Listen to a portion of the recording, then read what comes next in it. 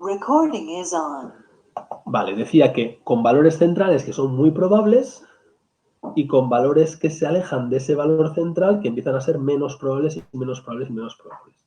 Es importante entender esta idea y la idea de que bajo esta curva están todos los individuos de la población, es decir, el 100% de los individuos de mi colectivo. Todos tienen que estar aquí debajo de esta curva.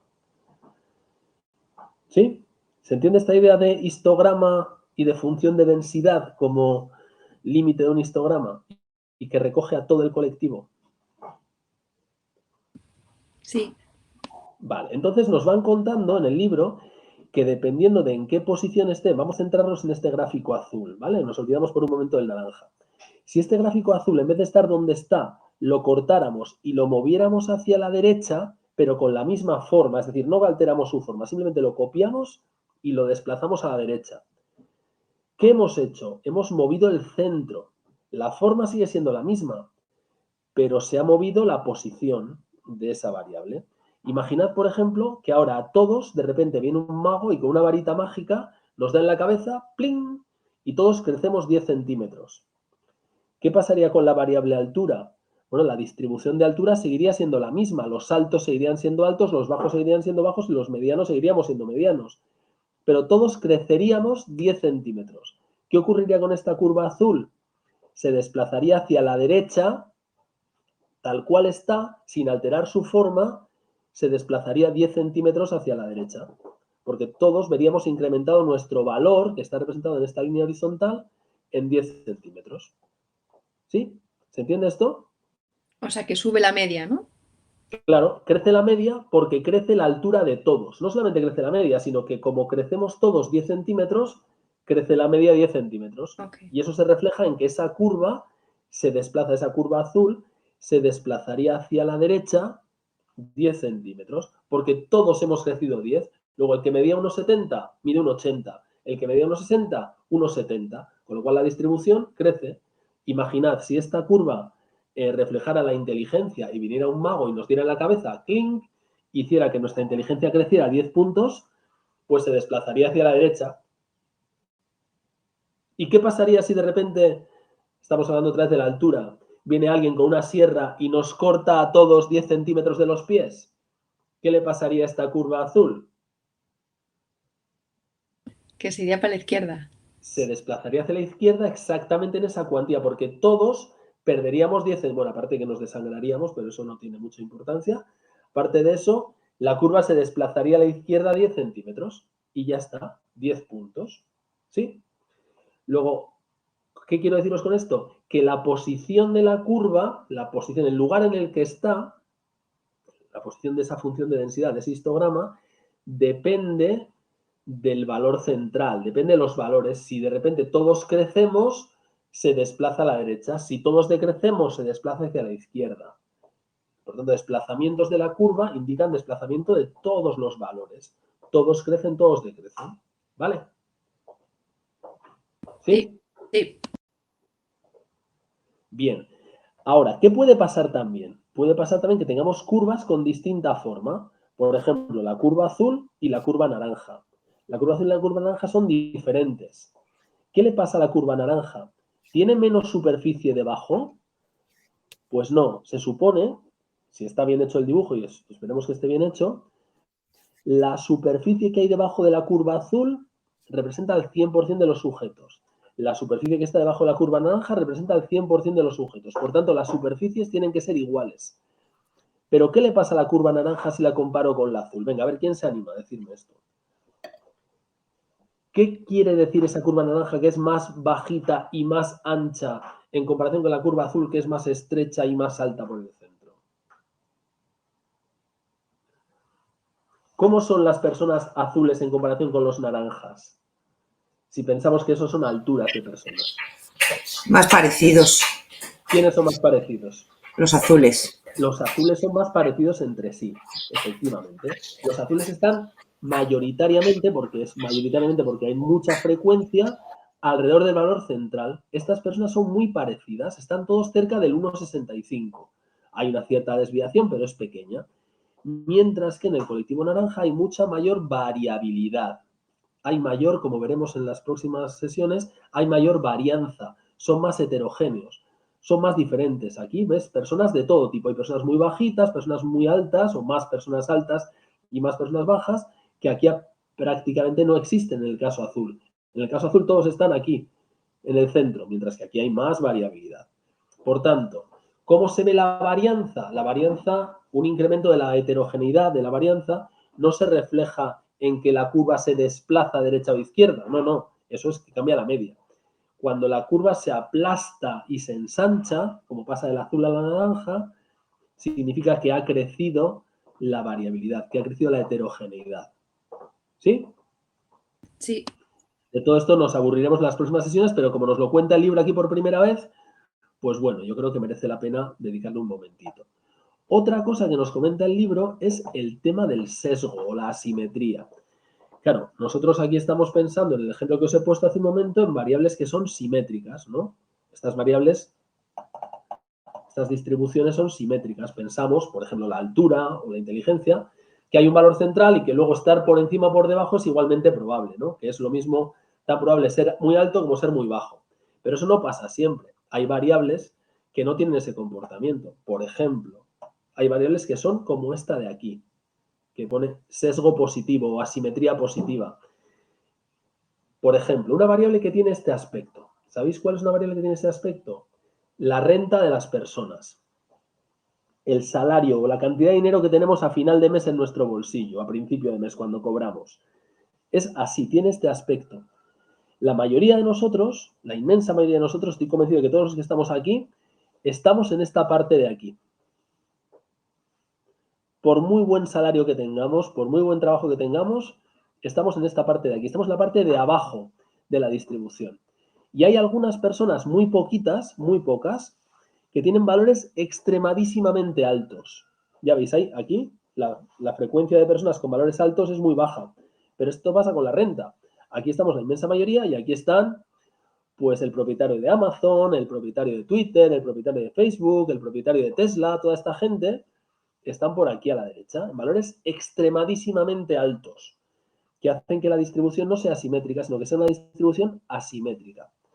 Y eso tiene un efecto, como veremos en los próximos días, porque hace que la media, que es muy voluble, la media se deja arrastrar, la media se ve muy afectada y en distribuciones como esta, la media se va con los sujetos extremos, se dispara y se infla de forma artificial. Es decir, por ejemplo, el salario medio, estos días se publicaba los salarios medios en España y en todas las comunidades autónomas ocurre que el salario medio es mucho mayor que el salario mediano. ¿Por qué? Pues porque, como veremos, la mediana es mucho más robusta a la presencia de observaciones extremas. No le afectan tanto, mientras que la media se va y se va y se arrastra y se infla de forma artificial. Igual que existen distribuciones así, hay distribuciones que son con asimetría negativa. La mayoría de las personas tienen valores altos y algunos poquitos tienen valores extremadamente bajos. Bueno, pues algunos otros ejemplos que existen, ¿no? La asimetría es un tema importante y ya tendremos ocasión de comentarlo. Aparece en el libro. Y otro concepto que aparece en el libro es el de kurtosis. Y ya os digo que está mal, en el libro está mal. El dibujo está mal directamente, o sea, no es que haya discusión. El libro está mal, el gráfico que está en el libro está mal hecho, porque confunde kurtosis, que es esto que se trata de indicar aquí, con varianza. Fijaos la diferencia que hay, os invito a que veáis la diferencia que hay entre la relación entre la naranja y la azul de este gráfico y la relación que hay entre la roja y la negra. Olvidaos de la verde y la azul de aquí, ¿vale? Mirad la roja y la negra. Y la relación que hay entre la roja y la negra no es la misma que la que hay entre la naranja y la azul. A ver si alguien se da cuenta de la diferencia. Hay un matiz muy, muy importante.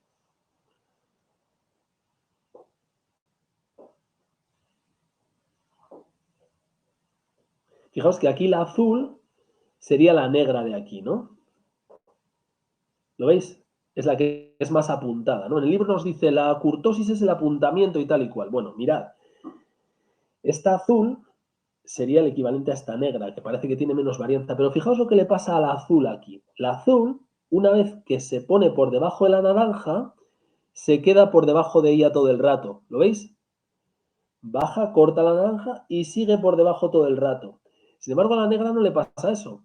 Mirad, aquí la negra se pone por debajo de la roja y después recupera la posición y se pone por encima otra vez. ¿Lo veis? Sí. Esa es una diferencia clave. En este caso de aquí, de la curtosis, lo que se ve es que la negra, en comparación con la roja, no es que tenga menos varianza. Aquí sí, la azul tiene menos varianza que la naranja, tiene menos. Aquí no, la negra no tiene menos varianza. Lo que pasa es que la varianza de la negra le viene de otro sitio. La negra, en comparación con la roja, es muy homogénea en el centro, se parecen más por el centro, pero cuando nos vamos a los extremos, resulta que la negra tiene también mucha varianza por los extremos, más que la roja. Entonces, el libro, en su afán por simplificar las cosas, nos ha hecho un dibujo aquí que no corresponde. Así que mi recomendación es que no hagáis ni caso de lo que dice el libro sobre la curtosis. Está mal, está mal. Y entonces, si os queréis quedar con una idea sobre curtosis, quedaos con la idea de que curtosis es lo mismo que apuntamiento. Quedaos con esa idea, pero no os fiéis del gráfico. El gráfico, insisto, el gráfico que representa el libro, veréis que la curva negra, la curva que llaman leptocúrtica, se queda por debajo de la roja. Y eso es un error garrafal. Para que sea leptocúrtica tiene que pasar lo que os digo aquí. Por el centro está por arriba, pero luego por los extremos se sale por encima de la otra. ¿Vale? O sea que eso simplemente era una advertencia para que lo tengáis claro.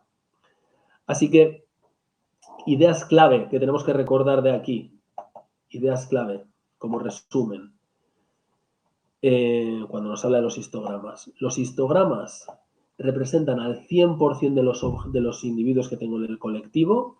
Esos histogramas pueden tener diversas formas. Esas formas pueden ser simétricas, como aquí, pueden ser asimétricas.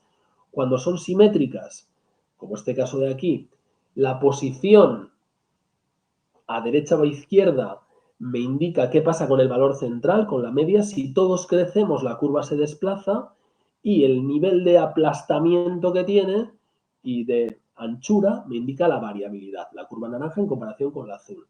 Después el asunto de la asimetría, ¿no? Asimetría positiva o asimetría negativa. Cómo eso afecta sobre media y mediana, que lo veremos el próximo día. Y después lo que os decía, el tema de la curtosis, que no os volváis locos porque no está bien explicado en el libro y mejor, para explicarlo mal, mejor no explicar nada. Bien, entonces, ¿qué nos queda para el próximo día? Bueno, pues vamos a ver, porque vamos a ir terminando ya. ¿Qué nos queda para el próximo día? Bueno, pues este cuadrito que tengo aquí abajo. Mirad, espero que esta idea haya quedado clara. En la medida en que vamos cambiando de variables nominales a ordinales y de ordinales a cuantitativas, con estos coloritos que hemos usado, podemos ir haciendo más cosas. Para las nominales, solamente podemos calcular frecuencias absolutas, relativas y porcentajes. Ahora me meto con lo de moda, etc. Para las ordinales, todo lo anterior y además, como puedo ordenarlas, las acumulaciones de eso. Frecuencia acumulada absoluta, relativa acumulada y porcentaje acumulado.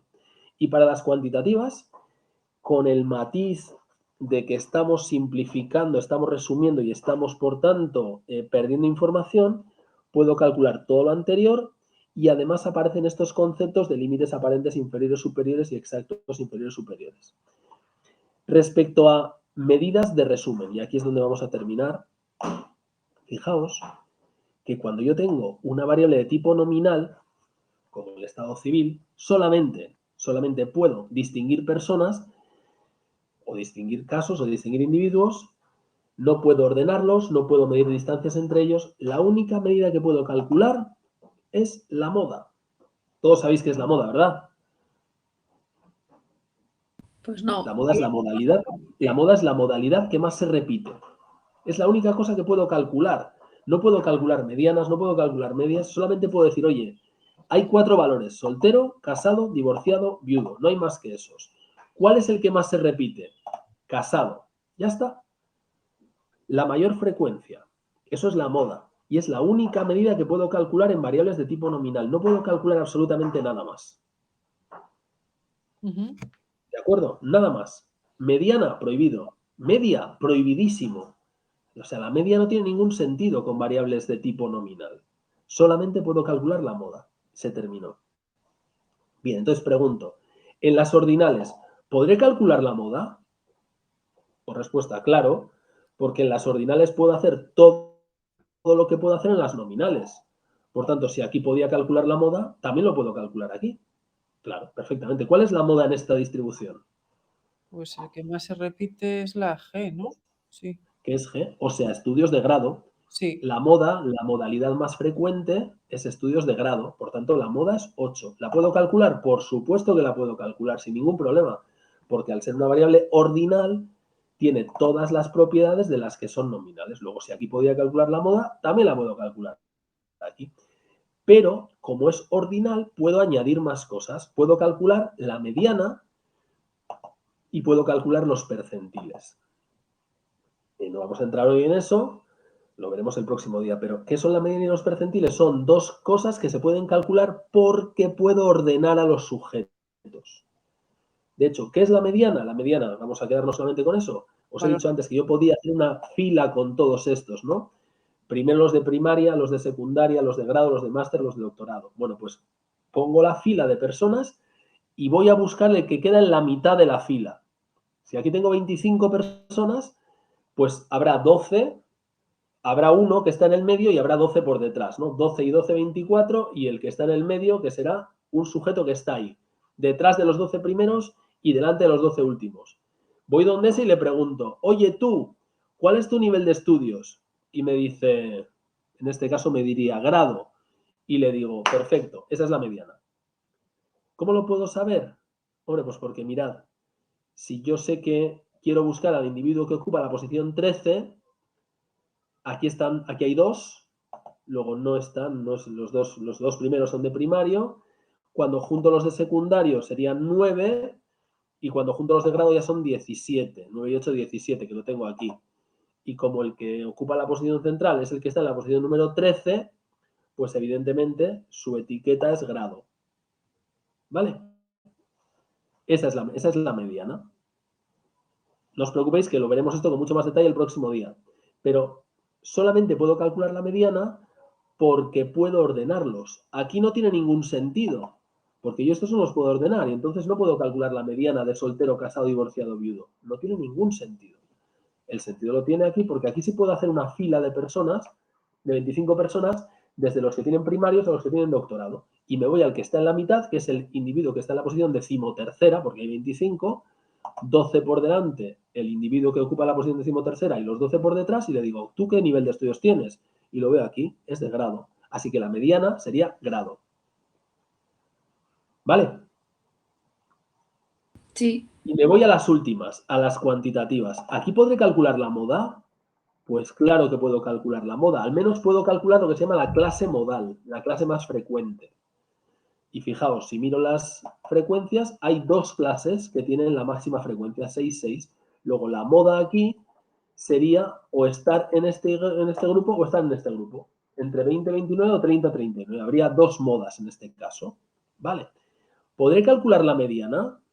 Pues claro, puedo calcular la mediana porque como tengo 25 personas, la mediana será el valor del que está en la posición número 13 en cuanto a edad. Entonces empiezo a contar y digo, a ver, 6 por aquí y 6 por aquí, 12, pues tiene que estar en este grupo. La mediana está entre 40 y 49. Ya veremos cómo se calcula eso exactamente, ¿no? Pero la mediana está entre 40 y 49. Ya veremos cómo hacemos para determinar exactamente el valor de la mediana.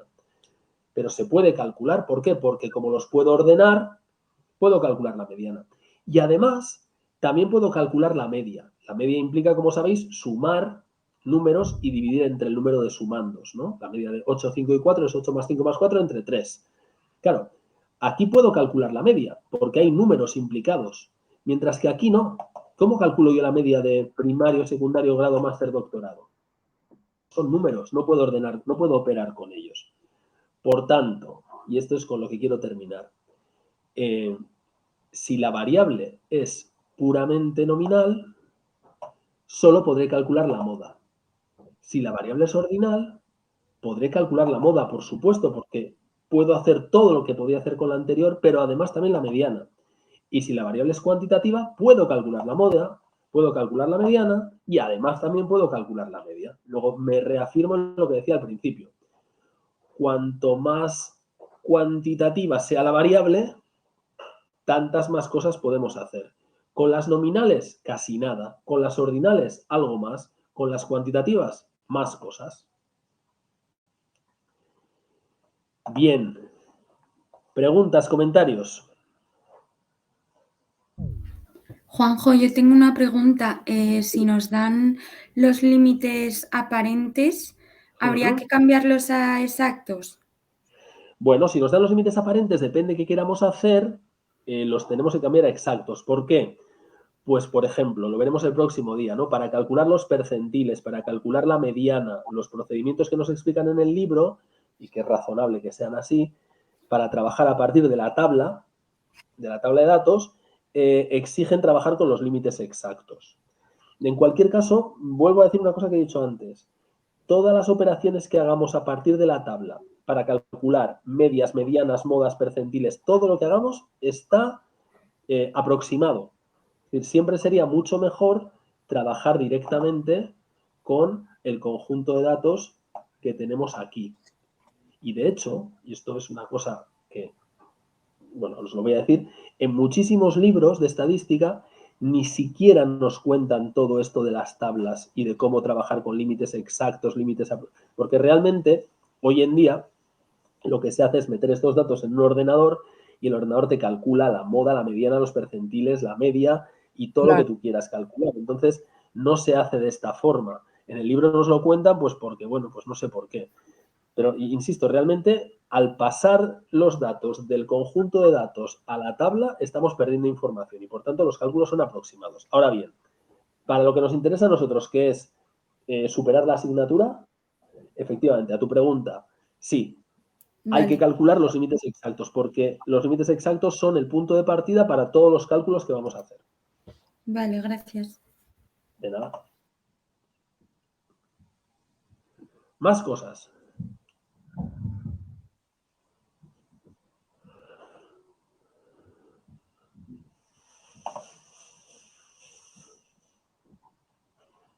Juanjo, para el próximo día le leemos el capítulo 2. Bueno, ya hemos empezado con el 2. Hemos empezado ya con el 2. Sí, estaría muy bien echar un vistazo al 2. Lo que haremos el próximo día será centrarnos ya en la operativa, porque, bueno, pues hemos visto la teoría de cómo es todo esto, en la operativa ya de, bueno, ¿y ahora qué hago yo con este conjunto de datos que tengo aquí? Fundamentalmente con el último, y a ver cómo, con las variables cuantitativas, y cómo calculo yo aquí, pues cosas como los percentiles, la media, la desviación estándar, la varianza, o sea, ya cuestiones más operativas de cómo calcular las cosas. Y eso está en el capítulo. Yo creo que el 2 habla fundamentalmente de todo el tema de percentiles y medias y medianas, etcétera. Y el siguiente capítulo, que es el 3, habla de varianzas y desviaciones estándar. En realidad podemos mirar ya el 2 y el 3. El próximo día ya liquidaremos el 2 y el 3. Ok. Gracias por dar la clase aún con catarro. Sí, bueno, a ver si nos recuperamos para el próximo día. Estoy un poco gangoso hoy, pero bueno. ¿Qué más? Por mi parte, hola, acabo de entrar.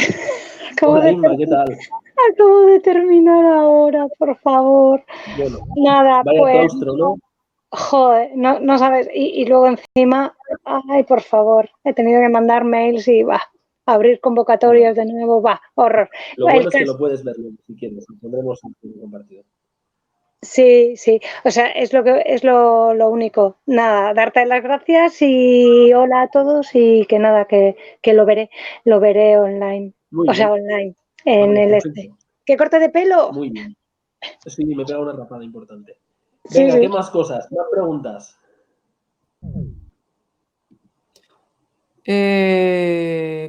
¿Cuántos temas eran? ¿11? Creo que son 11, sí. Vale.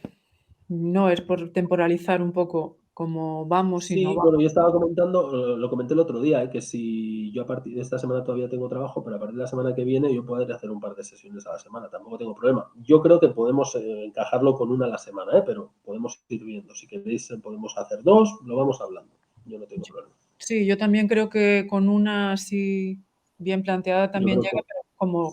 Yo creo que con una yendo a los temas clave se puede hacer bien, sin mayor problema. Pues muy bien, muchas gracias por la clase. Vale, si no hay más dudas.